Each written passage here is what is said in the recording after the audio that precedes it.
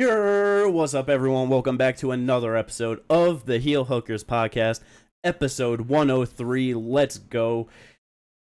This is a rough one, I'll be honest. Yeah. There ain't the most to get into and talk about for this weekend. We got PFL back. We got a UFC event. 5 in June, the one and only in the Apex for this month, so you know it's going to come with some lackluster fights and just not big names. You know what I mean? It kind of do be Apex then. Yeah, for sure. It definitely could be worse. I mean, especially with the main event, it kind of helps with some at least excitement for it. But before we get into all 100%. That, like and subscribe if you enjoy the content. We appreciate everyone that does.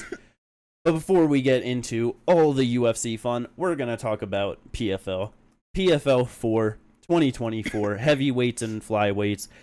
This is absolutely not a great card at all. That's why just at the top, we can start with UK, because I know you've probably got the least that you want to go into on this one. What do you find actually the most interesting about this card? What is there actually to like this card that it's like, okay, like this or whatever? Yo, honestly, not much. I feel like the most interesting fight is Taira Santos and Jenna Bishop, because it's actually two good fighters that were put against each other that are coming off of wins. And, you know, Jenna being older but doing well, 7-0 versus Taira, who left the UFC, came into PFL, she's doing good. Like, I think that'll be a good fight, and I don't know how that's going to go. But everything else, it's either match made for them to just win, or it's weird. Like, Linton Vassell was just knocked out a couple months ago. He's fighting Valentin Moldavsky. Yeah, he beat Valentin Moldavsky the fight before that, but it's like, I think he's just going to get knocked out again. Thiago Santos up at heavyweight, filling in for whoever was supposed to fight Denis Goltsov. Bilastani, I believe. Yeah, like, he's coming off the decision loss to Yoel, and that was just a terrible fight. We all expected it, but, like, I don't know. Bless you. Thank you.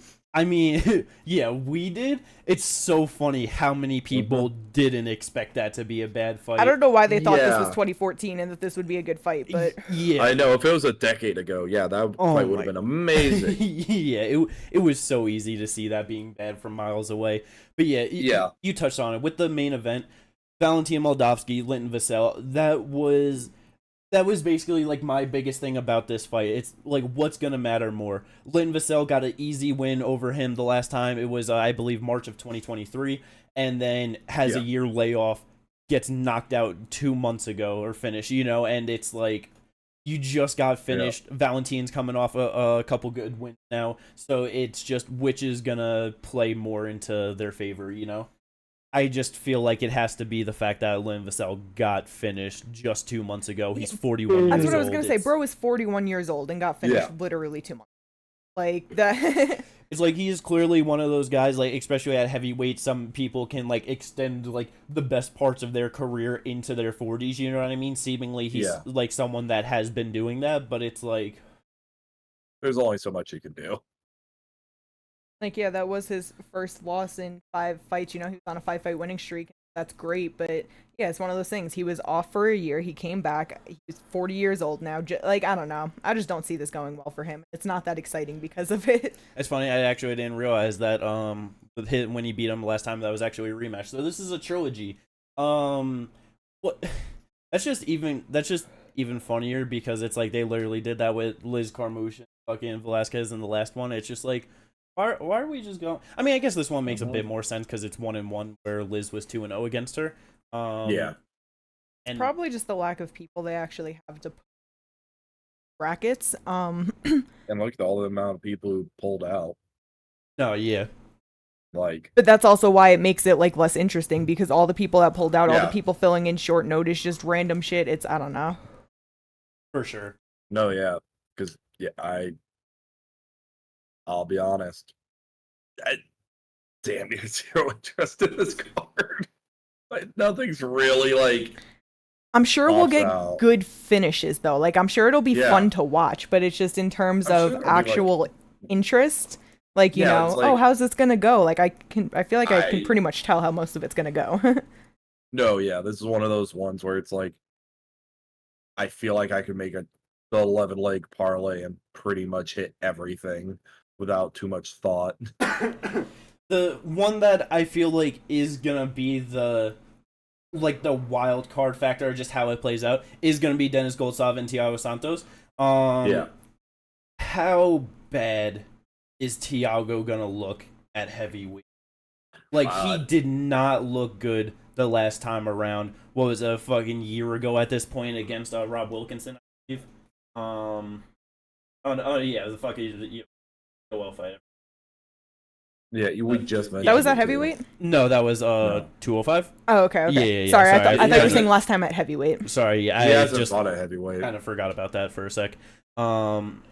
It's just he's just been looking bad in his past 4 or 5 fights, and it's just Yeah, it's almost like he's an old man on a losing streak, with no knees. Yeah, that's 40 years old now, and yeah, man, it just he gave up the rest of his career in an attempt to beat John Jones that night, going for the full 5. You know what I mean? That absolutely destroyed him. It just hasn't been the same since.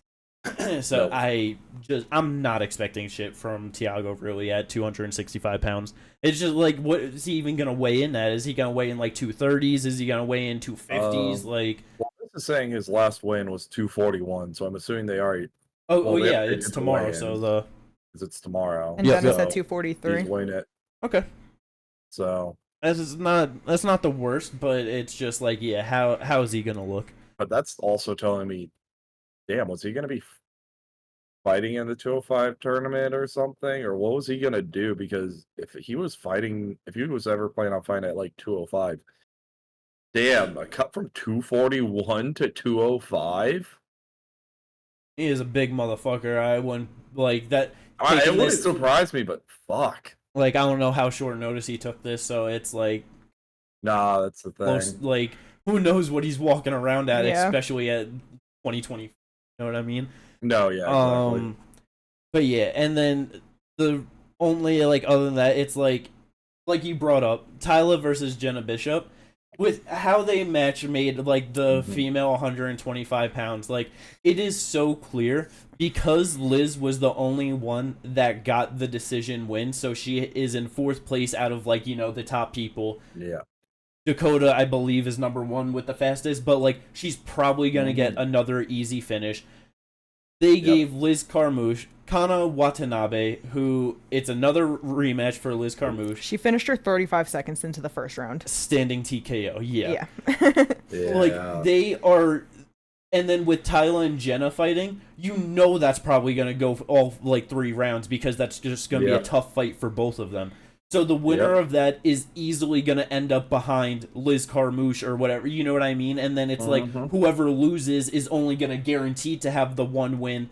So they are easily setting it up that Dakota and Liz will be on opposite sides of the bracket against whoever may find their way in the other areas. Yeah, because then talking about Dakota, she's fighting Chelsea Hackett in the co-main event. Dakota 11-0, Chelsea 4-2-1. In her 2 losses, she was armbarred in the first round by Jenna Bishop in her last fight, and she was ground and pounded in the second round by some other girl. First round finish for Dakota. Yes. Easy. So at the moment, Yeah, it was Victoria Leonardo who Leonardo who I know. Dakota is number 1. Santos, Jenna, all 3 of them with 6 points. So tiebreakers, all that. Then Liz Carmouche is 4th. Yep. They're also essentially guaranteeing that either Liz or Kana aren't going to be in it because they both have 3 points. Yeah. Well, whoever loses is what I'm saying. So I mean, that's true. Yeah. So yeah, I don't know. We'll see how it all plays out, but it's pretty clear to see how the PFL wants it to play out. Yeah. Other than that, there really isn't much to this card. So let's get into the UFC, right? Yep. Yeah. Because this weekend, even though we are at the Apex, and like I said, it's not the greatest card, especially out of all of the cards this month. Our motherfucking boy, Tatsuro Taira, is getting such a big jump up in competition against number 5 ranked Alex Perez. It's just so crazy how everything was playing out. He gets into the top 15, has to defend his spot. We're like, okay, let's try, like, get him a top 15 opponent.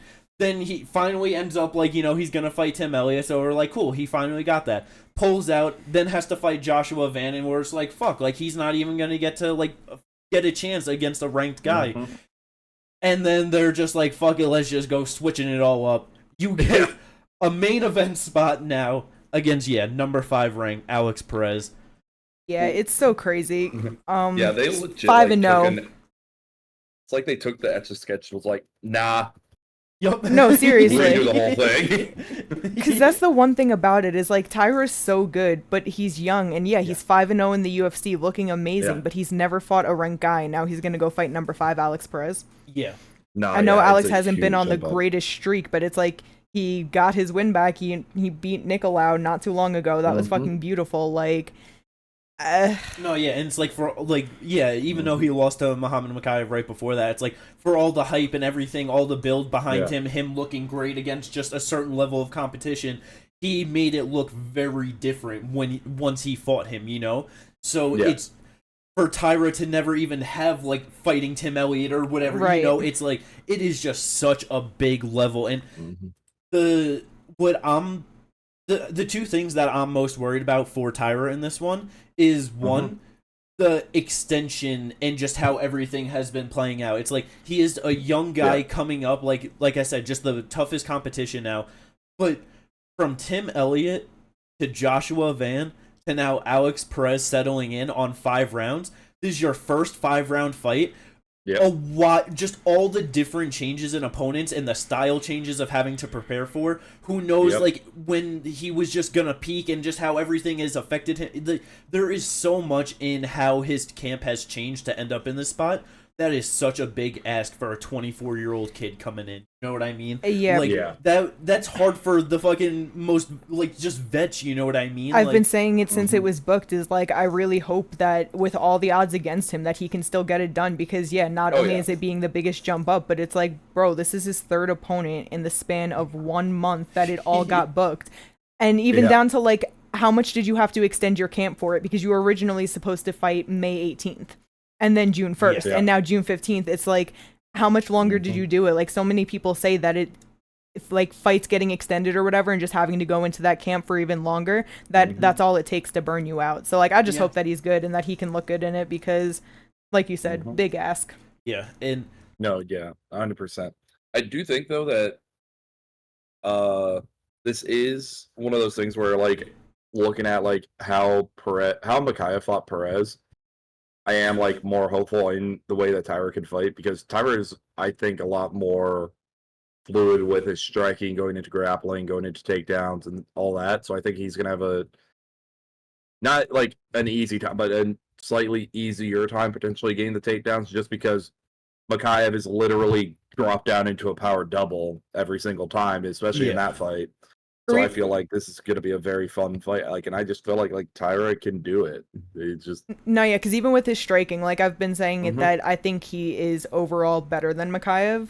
So I'm just hoping that with all of that, he can just get it done. The thing with the striking, that because it kind of plays into the second thing that I'm worried about with it, it's like he did have a beautiful knockout in his last one out. You know what I mean? Yeah. I just hope that. Like, I don't know, just one of those things where a fighter just starting to develop their skills more, whatever, and it's just like him getting that. I just hope he's not like, okay, like, I can strike on the feet. Like, just, I don't know, like, I feel like he can get a bit out in his, like, ahead of his skis if he spends too much time on the feet with Perez. I feel it on that. He has to definitely just, like, his jab looked really good. Work behind a good jab, just mix up the timing, just try and just just find the right timing to get in on the takedowns and just mix up the entries. And I feel like he can definitely have. Also, we just have to see the cardio over 5. That's going to be a big thing. Yeah, he stands a much better chance against Alex Perez if he's just able to do the right things throughout the fight, for sure. No, 100%. And I just feel like those are definitely the things that I'm looking at, and I'm also just like because I also believe he can't get the finish over Perez. I don't think he's gonna get a knockout or TKO, but I feel like he can sub him. Yeah, he probably can, honestly. It's one of those things that it's just always hard, where it's because it's like, yeah, just not even close to the level that Perez has been fighting at for years and years, you know. So it's like, no, 100%. Just got to see how those skills translate to the top of the division at this point in his career. Yeah. No, yeah, 100%. But if he's able to go out there, especially, let's say if he does get like a submission win, just looks good, whatever, finishes Alex Perez in the fight, do you think he's getting himself a title shot? It's entirely possible. It's super possible. Because if they end up wanting to do like Makayev-Royval type fight, that's the only fight if they don't want to go to a rematch, you know? Mm-hmm. It's literally the only fight. I guess it depends on when Amir plans on coming back, but there has been no talks about him coming back. I haven't heard anything from him, so... And it's like, who knows who he's gonna fight. We could end up getting like Kai and Steve Erceg in Australia, you know what I mean? So it's like, if that happens in August, let's say if Kai comes out the end with just like a big win or something like that, you know what I mean? Like, he could easily, like, I think it would be silly though if he wins this fight to put him straight into a title shot. Like, that's a great win, but let him get at least one more top ranked opponent, you know? Because I wouldn't mind if they went to him. Like, I don't know when Moreno wants to come back. If they went to him and Moreno, if they went to him and Amir, since Amir's been off so long, and they're just like, we're not gonna throw you right into the title shot. Like, shit, fuck it, do him and Kai. Like, yeah, with Moreno being out, him versus Amir, Kai, Steve Erceg, and then Royval and Makayev, and just see how all of those play out. Because I'm pretty sure Pantoja said that he wanted to come back like this. No, yeah, that's plan on, like, you know, like, he's cool with waiting his time. Those are 3 giant fights at the top of the division for 125 pounds, and just depending on who Amir comes and out Taira looking in the Abu best. Dhabi. That would just suck, because if that happens, then winner of that definitely, more than likely, that's just like What if Pantoja's like, nah, I want to fight that guy, and waits until like January, February for it? I mean, well, in that case, then it's like, because I mean, the UFC is never really in a rush for the flyweight title.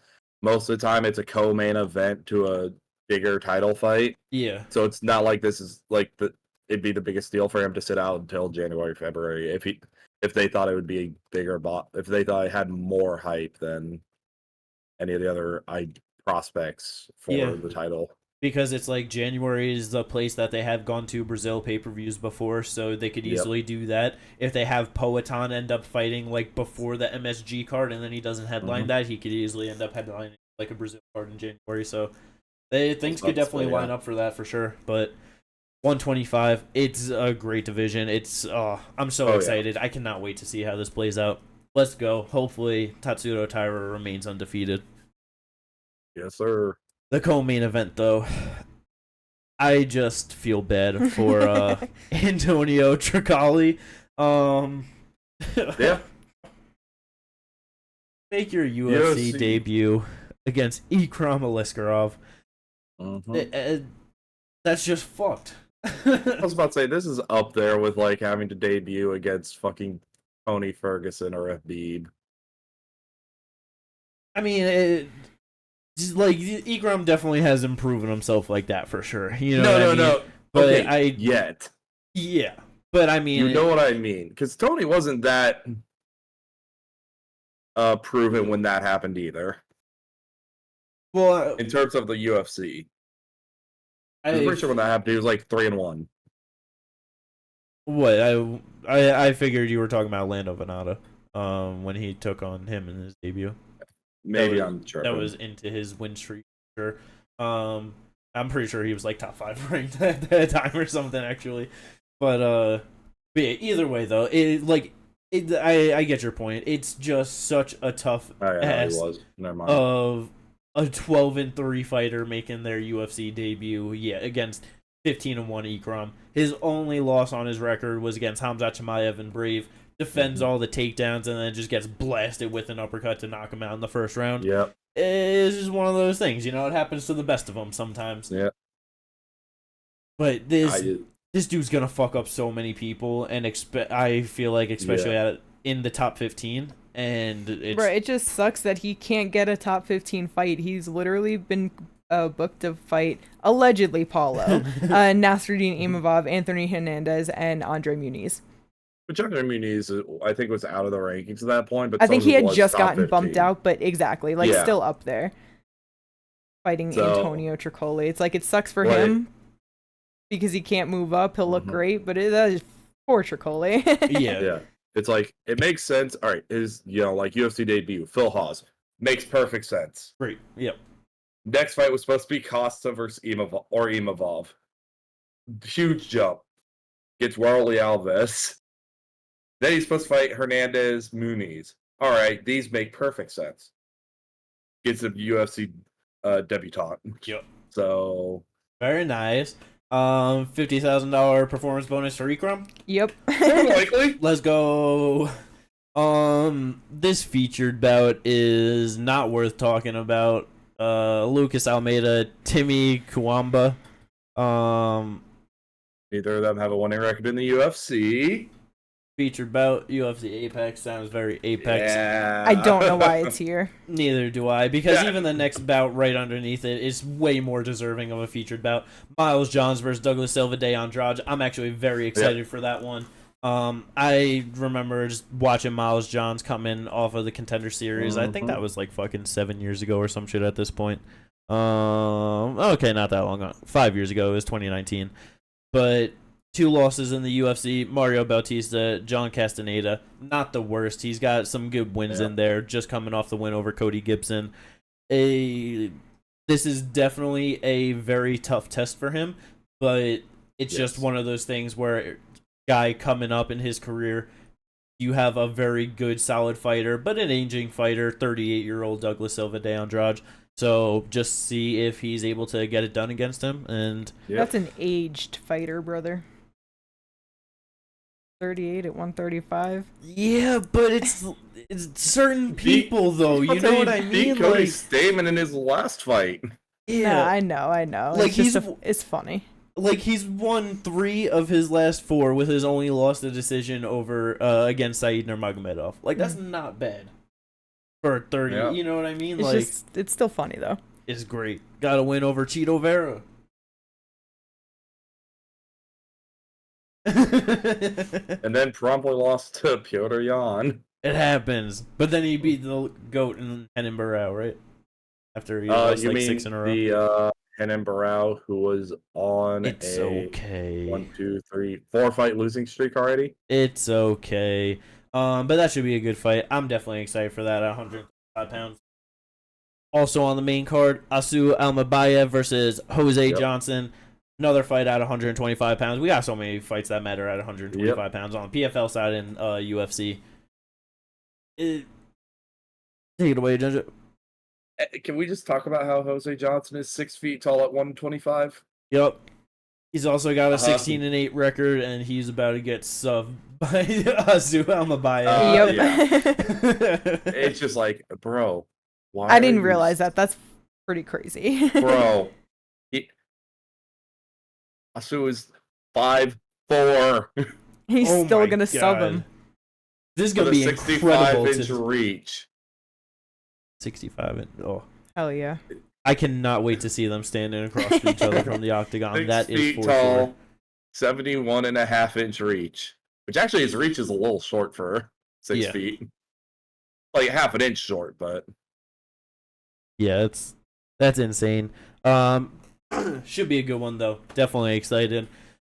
Main card opener: Adam Fuggett versus Josh Quinlan. Hopefully, it's a fun fight. No, yeah, I think it'll be a fun fight. They're both 1 and 2. They both got something to prove. I think they're gonna go out there and bang it out. Who's gonna be 50-50 in the UFC, and who's gonna hit the classic 1 and 3? You know what I mean? Yeah. Oh man. But we'll see how that goes. Yo, hold on, because sorry, I just have to say this, but I don't think Jose Johnson has ever fought at flyweight before. Oh, really? Bantamweight and featherweight. Never flyweight. Yeah, this is his 125 debut, I'm pretty sure. Yeah, because I'm all the way back to 2019. And, lightweight. Oh, that makes sense. Yeah, like it's getting heavier as I go down. Bro, that's incredible. Yeah, that's featherweight. He's right dying there. on the fucking scales. Bro has never fought a flyweight before. That is insane for... Oh my god. Oh, That's yeah, for someone who's crazy. 16-8, going all the way down to like, I will admit, like weird, like the people are like, no, if you can make the weight, you know, this might be a situation where it's like, this is starting to get to that weight bully territory. I don't even know if it could make him a weight bully because he's not gonna be okay. He's not. Like, Oh, what do you mean? Even if I can't get like the takedown on this guy, body shots all day. all day. Oh my god. He's going down like a sack of potatoes. Yeah, He's he fucking would pissing get... blood for the next week. Yeah. Speaking of body shots, though, the prelim opener, it is... or not prelim opener. Prelim main event. Great fight at 125 pounds. Don't know why this is on the prelims and not on the main card. This should be the featured bout. Yes. Completely honest with you. Tagir Ulanbekov, top 15 ranked fighter at 125 pounds, taking on Joshua Van. Mentioned him earlier with Tatsuro Taira, part of the whole mix-up with shit going on, but he settles with Tagir. This is the one guy that I could, if he is able to like become a great fighter and just stick around for over a decade and do great things, this is the one person that could possibly hit Max Holloway's record of like total strikes landed and stuff. Yeah. Yep. An absolutely insane pace, just so many punches he's always throwing. The body work for days is absolutely incredible. Love it. If he's able to stop the takedowns of Tagir, keep it on the feet, he's probably finishing him with a body shot by the second round. If he does get taken down and can't get up fast enough, he is probably going to lose this by decision. Yeah. It's one of those. Yeah. But also, he could time some fucking uppercuts. Yeah, Man. Because, like, Tagir is a very solid fighter. His only 2 losses on his record to 2 of my favorite boys, Zhalgas Zhumagulov and Tim Elliott. 2 legends in the flyweight division. He don't respect Zhalgas, but I do. That's why. He took his O. No, she doesn't respect Tim. No, she does not respect Zhalgas. She doesn't respect either of them. She respects Tim more, for sure. Right? Okay, how much I was more... gonna wait for like you guys to just actually like, what's your actual opinion? Yeah, I respect him. Yeah. And I don't got a problem with Coconut Head. I don't disrespect him. You do all the time. You say he's not a good fighter, he's shit. No, yeah. But that's only because you sit here and you're like, oh, my boy's so good. He's a great fighter. And I'm like, bro, 1-6. 1-6. Yeah, no, that's an good. argument right he's there. He's good, but he's not good. great. He's not great. Good. There you go. Very solid.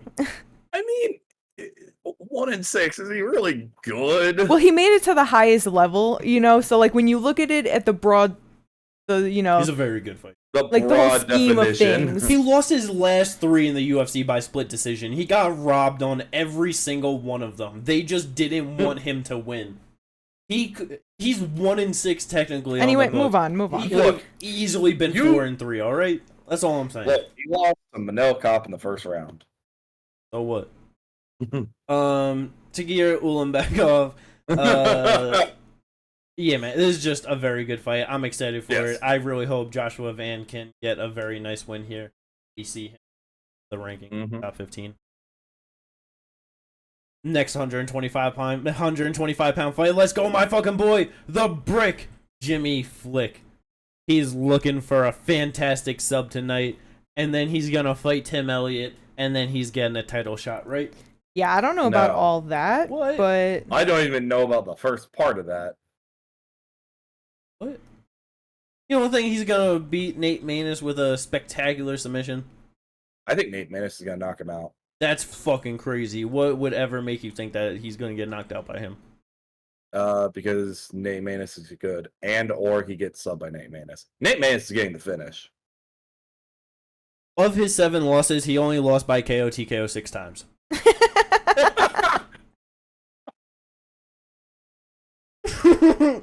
His very first. Oh wait, no, I thought it was his second loss was the decision. So Nate Maness has 6 KO wins. yeah, look, that is an 85.7% getting knocked out rate. All right, but in losses. How many? He's got 1 submission loss, and Jimmy Flick's got 15 submission wins.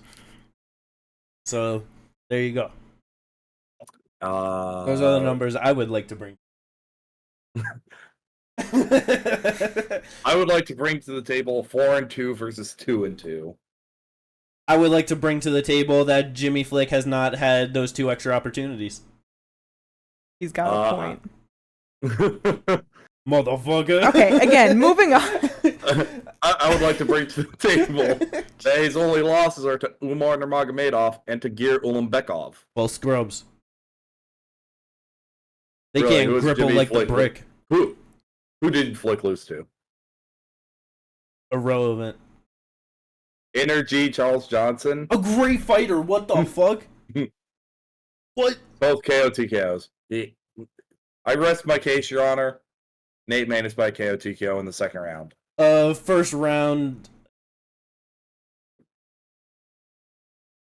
Flying triangle, but then he's gonna turn it into a inverted triangle Kimura. He's not Adrian Lee, but go off. Let's go. I'm rooting for Jimmy Flick to be champ. Other than that, is there anything else on the prelims that you guys care about? No. I'm still on the last name. What? But no, not really.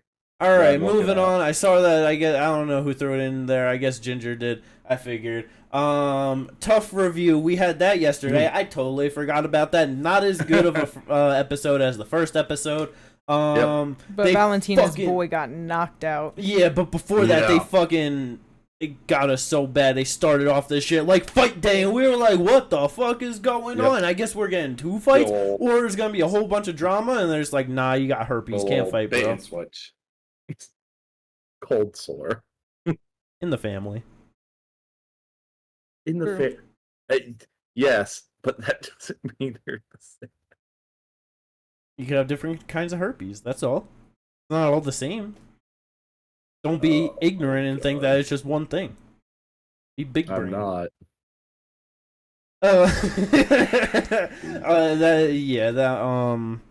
And then they were just showing fucking, I can't even remember dude's name, but he was Swedish, Yuri, and he was just talking about being a warrior, all that, and his tattoos, and then he's like, I sleep outside, it helps you recover. And then someone on his team was like, this guy's the craziest dude in the house. And then he went out there and elbowed the dude in like 20 seconds and fucked him. Yeah. Oh my. Followed with some ground and pound, but that was not necessary. Yeah. No. And yeah, from the episode preview, that dude is not taking it well. He is not coping well. Yeah, I'm really excited to see that. He's less coping and more seething at the moment. Yeah, he's definitely finding all of his problems in the bottom of a bottle. So yeah, we'll see how all that goes next week. But that was tough. Hooray! I don't even remember who fucking won the first one. Is that 1-1 or 2-0? 1-1. Oh yeah. 1-1, yeah. I forgot Rudy Roots. How could I? Rudy Roots. Stupid. But yeah. So 1-1. We'll see how everything plays out. I don't even remember the names of the guys that are supposed to fight next week, but neither do I. But they're featherweights. Let's go on to some fight news. Very light this week and pretty funny. we gotta start with the best one of them all. As soon as fucking, oh my god, I'm so confused. I don't understand. Not even a little bit. Calvin Kattar versus the monster, the Canadian monster, Kyle Nelson. Yep. This dude is 4-1 in the UFC, I believe. I fucking choked on my own spit there. Why the fuck is he fighting top 10 Calvin Kattar, bro? Like, because it's not even like they like Kattar enough where they're like, oh, we gotta get you a win and make. Well, I mean, I don't, like, they do like Kattar in all reality. Like, he is a great fighter to put on good, consistent fights. But it's just very strange that Kyle Nelson would be the one that they go to as, like, a get-back. Yeah, like, he is on a 3-fight winning streak, which is good for him. That's even worse. He started off 1-4-1. Yep. Yes. I respect it. Way to keep going, you know? But it's like, yeah, he's 33, I think it said. Yeah, he's 33 years old. And there's just other people in the featherweight division that you could be giving these fights to that make way more sense. You want to know what made more sense? Like, I know it's only a couple spots down, but him versus Bryce Mitchell makes more sense than this. I was thinking Lerone Murphy, but still, yeah. Anyone with a ranking or anyone closer to the top 15. Like, what? But it just came out of nowhere. It's great, though. I mean, in all reality, it's gonna be fun. Yeah, hopefully. I feel like Kyle's gonna go out there and try and put on the fight of his life. Like, this is his fucking chance, bro. Like, 100%. He is straight up 50-50 as a UFC fighter, 4-4 and 1 draw. Like, he's... And just bust right into the top 10. Why not? Yeah, like, that would... I mean, he won't get the ranking. You know, other guys will get... He'll get ranked number, like, 11. 12, 13, maybe. But... That's still puts him above Diego Lopez. No, Diego will probably get pushed up by it. There's no... No, I know, but, like, at the moment... But at that moment, he'll be above Diego. But, yeah, it's like... He... Just, like, fuck it. Just go after it. That's definitely, like, the best thing for him. Fuck, who cares if he gets knocked out by Calvin Kattar? You should have never been in this fight in the first place. You're supposed to get knocked out by Calvin Kattar. If you just go wild and get him out in the first round, not even Aljo did that. You know what I mean? Like, no one fucking does that shit to Kattar. Like, Kattar withstood 5 rounds of historic beating by Max fucking Holloway. You get him out in the first, good on you. Yeah, so we'll see how that plays out. I've been kind of waiting for when this fight was gonna end up happening again, honestly. The UFC finally decides to go to it. An absolutely terrible fight in the 115 pounds, top 15 at heavyweight. I'm sorry. There you go. Oh my god. Fuck. Spark up the He said 115. I've been wanting to, but Nubby rested her head on my hand, although she did just kind of lift it. This fight is absolutely terrible. They should have never gone to this rematch, but I kind of understand it. Marcin Tybura versus Sergey Spivak. 2 guys ranked in the top 15 that people care the least about, probably, I'd say. Not only that, ranked Marcin, number 8. Sergey, number 9. I did not even realize that. That's even worse. What the fuck? I love that heavyweight. They keep doing this with heavyweights. Nothing for the division. Let's go. My hand wasn't here to be her pillow. Very bad fight. Very bad fight. But yeah, so is there. Marcin got it done by decision. The first one, Sergey has definitely improved his game way more than Marcin has since their fight. I would not be surprised if we get Spivak like. Do you know if this is a main event or just 3 rounds? Fuck. I didn't assume 3 rounds. If it's 3 rounds, I could see you going to a decision, but I could still honestly see Spivak in like under 2 by submission. That would not be the most surprising to me. August 10th. But yeah, I mean it's good for both of them. It's a winnable fight. This next one, though. This is a good one. As soon as I saw this, I was just like, holy fuck. Like, this is absolutely crazy. Left hand to God, Danny Barlow versus the Dr. Uros Medic. Ooh, a classic rivalry, Kate, right? Religion and science. Oh, yeah. Which is gonna come out on top in this one. The Doctor or left hand to God. Your second fight in the UFC is against Uros Medic. That's fucking tough, brother. They are looking to push Danny Barlow. Yeah. They probably think that he could get it done. Mm-hmm. No, yeah. Which is kind of crazy.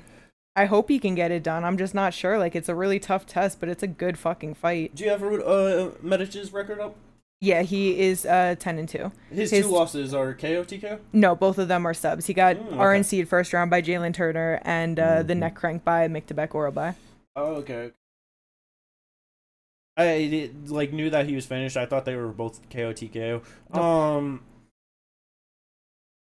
Well, shit, man. Maybe they just wanted a fucking good-ass fight for whatever card this is on. Yeah, because then you got undefeated Danny Barlow 8-0. That card in question right now does not have a main event. Are you still on Martina and Sergey? No. Danny Barlow and Uros Medic are on the same card. Oh, is it? Yeah. Oh, I didn't realize that. They're on the prelims while Marcin and Sergey are on the main card. This is a banger. Featured bout. Like that, you know what I mean? Yeah, this is such a banger. Also, that's the second heavyweight fight on that card. The first one is Carl Williams versus Denise. Let's go. But yeah, that is such a good fight. I don't know. Is that just 3 rounds of war? Or does someone get knocked the fuck out in that one? I feel like someone's gonna get knocked out. I don't know. I feel like we're really gonna get to see where their chins are at in this one. No, for sure. Because, bro, the 100%. way that fucking Uros did Tim Means in the last one, like that uppercut was so clean, well timed. He caught the timing of Tim Means so early on and just put him away viciously for it. Like, oh my, that's so good. I am very excited for that one. This one not 100% confirmed. This next one by the UFC, but more than likely it's gonna happen. Makes a whole lot of sense. Motherfucking Gilbert Burns versus Sean Brady, a very good fight. I absolutely love this fight for Gilbert Burns because I am not afraid for his chin at all. Yeah. And it's like, I know Sean Brady is very physical and fucking not tall big for the division, but wide, you know? This is gonna be a very fun grappling match. I feel like Gilbert's probably just gonna try and keep this on the feet and just knock him the fuck out. Maybe. Maybe. It all depends. Well, Gilbert might be keeping it on the feet. Brady's not. Brady is not trying to keep this on the feet. Yeah. And shit, from the ground, it's not like Gilbert's a slouch. Like, he could get shit done. So I think it's gonna be fun either way. Gilbert has great BJJ. No, that's what I'm saying. It's like, I would love to see this just as a grappling match. Yeah, that would be really fun. But yeah, man, it's like you get fucking standing TKO'd by Bilal Muhammad, man. It's like Gilbert could knock you dead. You know what I mean? Like, that's... Yeah. Ooh, man, I am definitely going to be excited for that one. Oh, yeah. Now it's time for a little Ryzen segment, right? Yep. Yeah. First thing in order. Kai Asakura signs to the UFC, looking to get a top 5 opponent right away. UFC is looking for a hit opponent for him. It makes all the sense in the world. The UFC are pushing him to it. 30 years old, Japanese star. Yep. If he's getting a top 5 opponent, it's either Henry Cejudo or Piotr Jan. More than likely going to be Piotr Jan. And what an absolute... That's so good. Yeah. Such different styles. Kai loves to go out there, get it done early, while Piotr's looking to get it done later. Just build up into his rhythm and everything. That would be such a fun fight. Download all the data. For this bout, they should just allow knees to the head. Just this fight. Book it for Colorado. They just gotta allow that. They just gotta book it for Colorado. Yeah, but they'd be down. Yeah. No, 100%. Look, if Rob would be like, wait, we're just allowing fighters who agree to do certain things? All right, cool. I want soccer kicks. It would be really funny though if like one of them lands a knee to the head like while the other one is down, and like, you know, they just like go back or whatever, and like they just see like the ref coming in and they just yell at him like, stop, like it's okay, I'm fine with it. But I am very excited for that. Yes. The thing that it's just hard though is like, dude's got 4 losses, 3 of them are by KO TKO. Yep. I don't see him being champ. No, it's like if you're getting finished by Manel Kape and Kyoji Horiguchi, I can just only imagine what the big hitters and the good guys at 135 pounds in the UFC are going to do. Yeah, Sean snipes him from a distance. Same with Corey, to be Yeah. honest with you. He's just gonna put on great fights, though. Oh, yeah. Like I said, 30 years old, Yeah. he'll probably be around at mean, least 5-6 years, probably. More, you know what I mean? Like, probably get a bunch of good fights over, like, the first 4, so definitely excited. If only Marlon and Figgy weren't booked, you could have really got a grasp of where he was at by booking him against Figgy. That would have been a great fight. I'm still definitely happy if it gets with Piotr Jan for sure. No, yeah, I am too. But the next little things of Ryzen, very cool cross promotion shit going on. They had their deal going on with Bellator, but since PFL bought them, don't really know how that's gonna go or if anything's gonna happen with that. So they were like, "Fuck it, let's work with some other organizations, KSW and BKFC." That's a lot of fun. That's awesome. Let's go. Bro, we gotta get Kyoji Horiguchi versus John Dodson and BKFC. Bro, who knows? Ooh, I'd love Maybe we'll get it in MMA. Bare knuckle MMA. 2-fight series. Yeah, I'm not sure exactly what we'll get, but I just like the open of options, especially with when it comes to Ryzen and KSW, because it's like all of these little MMA places, you know, they're just doing their own thing and they're not getting nearly as many views as they could because they're just looked at as whatever. But it's like, yeah, you start doing the cross promotions, all the fucking fan bases for each thing are just going to start fusing and make it bigger in itself. And that would be awesome for them. I love KSW. Yeah, like you have the biggest European MMA promotion, like going to be doing stuff with the biggest Japanese MMA. Like that. Exactly. That And is I mean, it's so the big second- for regional MMA. Yeah, it's the second biggest. It's got to be what, like the second biggest promotion in Asia. I would assume it'd be one and then Ryzen. For sure. From everything I know, like call me a casual, but I don't know much about Asian promotions. But yeah, like you said, don't really know what we're gonna exactly get from it, but it's just gonna be fun either way. Definitely excited, and we're probably just gonna get a whole lot of champ versus champ fights. So exactly, that would be a lot of fun. Jimmy, you're getting what you wanted. You're getting your unification bouts. Just at a smaller level, you know what I mean? At a smaller level, but think of what it could do. It could set up precedents. No, and that's honestly what I'm really kind of looking for, but it's just like one of the things where, you know what I mean? It's UFC ain't gonna do. Well, yeah, no, or they do, or what happens with Kai? You know, vacate the 2 belts and then, you know, lineal unifications, but we'll see how all of that plays out. Very excited. But that's the end of the podcast. All the stuff to talk about for this week. I hope everyone enjoyed this one. If you did, like and subscribe. We'll catch you on the review to all of this hopefully good fun shit. Yeah. Peace out, everyone.